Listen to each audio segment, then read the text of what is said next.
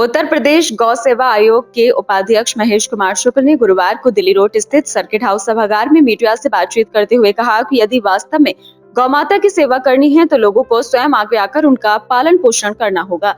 उन्होंने कहा कि केवल गाय के गले में पट्टा डालकर घुमाना गौ सेवा नहीं है, बल्कि उसकी उचित देखभाल और संरक्षण ही सच्ची सेवा है।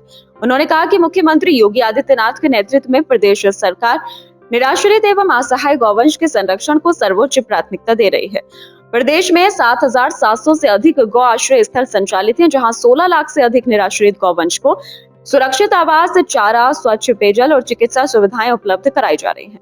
वहीं 5,446 गौशालाओं में 7,592 सीसीटीवी कैमरे लगाकर 24 घंटे निगरानी की व्यवस्था की गई है। महेश कुमार शुक्ल ने बताया कि मुख्यमंत्री निराश्रित गौवंश सहभागिता योजना के तहत इच्छुक गोपालकों को प्रति गौवंश प्रतिदिन 50 रुपए का पोषण भत्ता डीबीटी के माध्यम से दिया जा रहा है। अब तक 1,67,065 से अधिक गौवंश जिम्मेदार गोपालकों को सौंपे जा चुके हैं। उन्होंने कहा कि जिस प्रकार लोग अपने बुजुर्गों को वृद्धाश्रम में छोड़कर जिम्मेदारी से मुक्त नहीं हो सकते, उसी तरह गौमाता के प्रति भी केवल गौशालाओं पर निर्भर रहना उचित नहीं है। समाज को स्वयं गौवंश के पालन की जिम्मेदारी उठानी होगी। उन्होंने बताया कि मुरादाबाद जनपद में वर्तमान में 36 गौ आश्रय स्थल संचालित हैं, जिनमें 7,870 गौवंश संरक्षित हैं। वहीं 580 प्रगतिशील गौपालकों ने सहभागिता योजना के तहत 741 गौवंश को अपनाकर जन सहभागिता का उदाहरण प्रस्तुत किया है।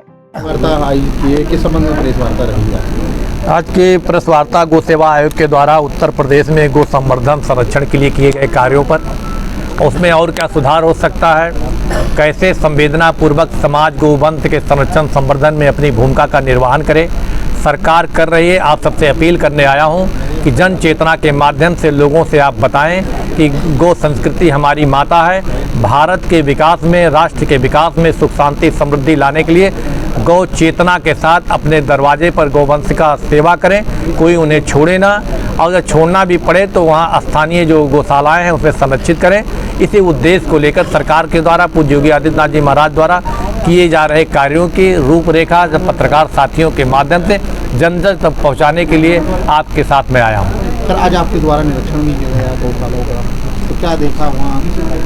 देखिए, हम निरीक्षण जब करते हैं तो हमें ये देखना रहता है 4-5 बिंदुओं पर कि जो सरकार ने भरण पोषण के लिए पैसा दिया सही उपयोग हुआ कि नहीं, दूसरा संवेदना पूर्वक गौवंश को रखा गया है कि नहीं रखा गया, साथ ही साथ और कैसे अच्छा सुधार हो जाए, निरंतरता कैसे बनी रहे। हमें संतोष नहीं होता है कि इससे हम संतोष कर लें, हमें निरंतर सुधार की प्रक्रिया को आगे ले जाने के लिए हम लोग निरंतर आयोग काम करता है।